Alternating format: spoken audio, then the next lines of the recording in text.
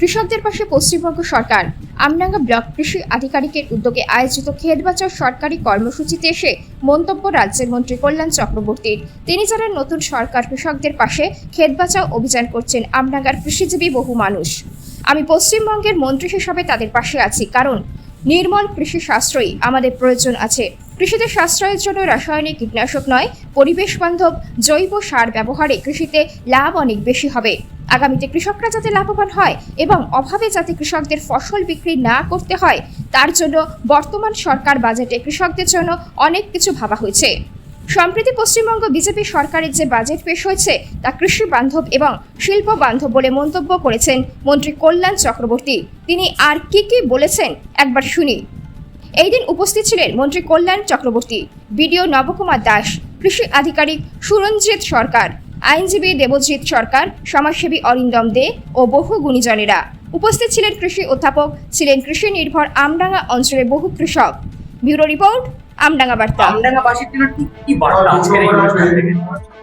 ক্ষেত বাঁচাও অভিযান করছেন আমডাঙ্গা ব্লকের কৃষিজীবী মানুষ। আমি পশ্চিমবঙ্গ সরকারের একজন মন্ত্রী হিসাবে তাদের পাশে আছি। তার কারণ নির্মল কৃষি, পরিবেশ বান্ধব কৃষি, সাশ্রয়ী কৃষি আমাদের প্রয়োজন আছে। কৃষিকাজে লাভ হচ্ছে না, তার কারণ কৃষিতে খরচ বেড়ে গেছে। এই খরচ বৃদ্ধির মূল কারণ হচ্ছে কৃষি রসায়নের ব্যবহার, রাসায়নিক সার, কীটনাশক, ছত্রাকনাশক ইত্যাদি কৃষি বিষের ব্যবহার।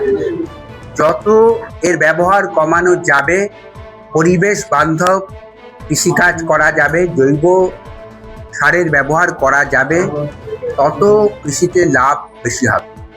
এবং আগামী দিনে যাতে কৃষি কাজে উৎপাদিত ফসল তার ন্যায্য দাম পান, কৃষক অভাবী বিক্রি করতে যাতে না হয়, তার চেষ্টা আমরা করেছি। আমাদের যে বিগত যে বাজেট উপস্থাপন হয়েছে, এই বাজেটের একটা বড় অংশে জুড়ে কৃষকদের জন্য ভাবা হয়েছে, কথা হয়েছে। অর্থাৎ এটি একটি কৃষক বান্ধব বাজেট এবং অতি অবশ্যই শিল্প বান্ধব বাজেট। এটি একটি সর্বাঙ্গীন বাজেট। কৃষকদের মুখে হাসি ফুটবে, নিশ্চয়ই পড়বে। অন্নদাতা তাদের মুখে যদি হাসি না ফোটে, তারা যদি বেদনায় থাকেন, তাহলে রাষ্ট্র কখনো বৈভবশালী হতে পারে না। বৈভবশালী ভারতবর্ষ চাই, পরিবেশ বান্ধব কৃষি চাই, কৃষি কাজ থেকে কৃষকের আয় বৃদ্ধি দেখতে চাই। Thank you.